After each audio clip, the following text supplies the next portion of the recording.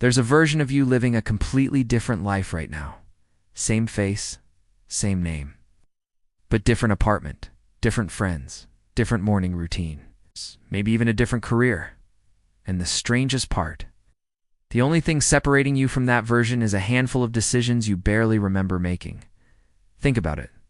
5 years ago, you said yes to something, or you said no. You stayed 5 more minutes at a party. You took a different route to work. You sent that text or you didn't. And that choice, that tiny moment you probably forgot by the next morning, quietly changed everything. Before we get started, check out the link in the description to download our ebook. We spend so much time obsessing over the big decisions. Should I take this job? Should I move to this city? Should I commit to this person? But the truth is, those big moments are just the visible peaks of a mountain range. The real foundation, the thing that actually shapes the terrain of your life, is built from 1,000 small choices you make when no one's watching. This is about those choices. It's the ones that feel like nothing, the ones that determine everything. Here's what we don't talk about enough. Your life isn't shaped by one dramatic pivot, shaped by compounding micro-decisions that stack on top of each other like sediment-forming rock. You skip the gym once, no big deal. You skip it twice, still fine. But skip it 20 times, and suddenly you're a person who doesn't go to the gym anymore. And that's not just about fitness. That's about identity. You've become someone who breaks promises to themselves. Or think about it this way. You scroll for 10 minutes before bed, then 15, then 45. Each night, it feels harmless. But over months, you've traded hundreds of hours of rest, hundreds of moments of mental clarity, for dopamine hits you won't even remember. And those lost hours, they weren't just time. They were potential. They were energy you could have used to build something, to learn something, to become someone slightly different. Every decision is a vote for the type of person you want to be. Order the salad. That's one vote for health. Hit snooze. That's one vote for short-term comfort over long-term goals. Send that risky message. That's one vote for courage. And here's the thing. No single vote determines the election. Vote the same way enough times, and you've elected a completely different version of yourself. The beautiful, terrifying truth is this. The person you are right now is just the sum of all the tiny choices you made when you thought they didn't matter. So why do we underestimate these small moments? Our brains aren't wired to think this way. We have something called hyperbolic discounting. Essentially, we overvalue immediate rewards and undervalue future consequences. The comfort of staying in bed right now feels more real than the abstract benefit of being disciplined 6 months from now. The pleasure of eating junk food tonight outweighs the vague idea of being healthier next year. And then there are habits. Most of our daily choices aren't really choices at all. They're automated scripts running in the background. You don't decide to check your phone when you're bored. You just do it.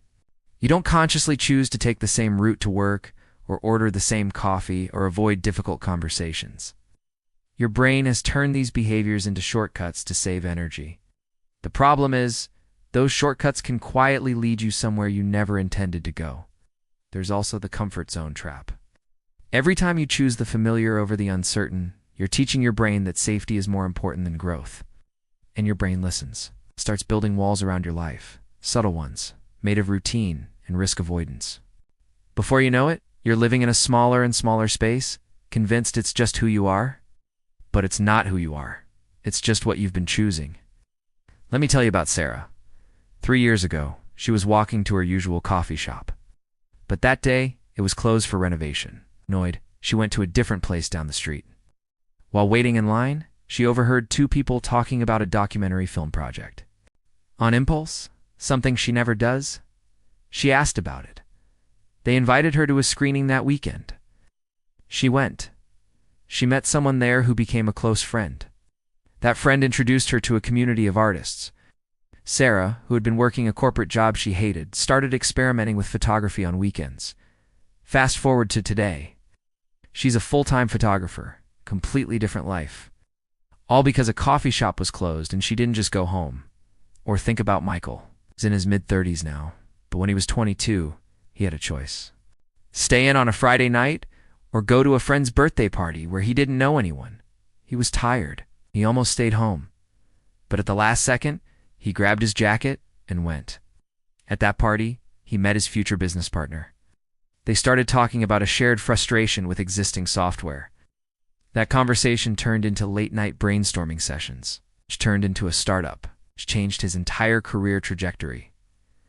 One Friday night, one decision to not stay comfortable, and then there's the opposite story. Think about all the times you almost did something and didn't.